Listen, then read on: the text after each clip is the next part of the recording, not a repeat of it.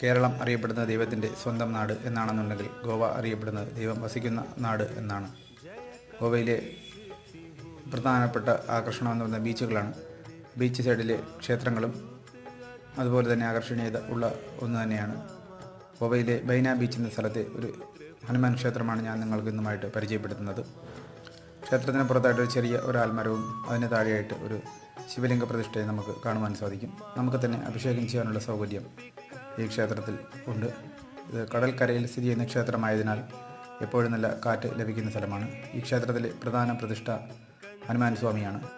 ഗോവയിലെത്തുമ്പോൾ തീർച്ചയായിട്ടും സന്ദർശിക്കേണ്ട ഒരു ക്ഷേത്രം തന്നെയാണ് ബൈന ബീച്ചിന് അടുത്തുള്ള ഈ ഹനുമാൻ ക്ഷേത്രം.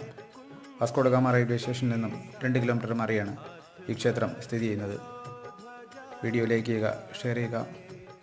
ഇത്തരം ക്ഷേത്ര സംബന്ധമായ വീഡിയോകൾക്കായിട്ട് ദേവലോകം എന്ന ചാനൽ സബ്സ്ക്രൈബ് ചെയ്യുക.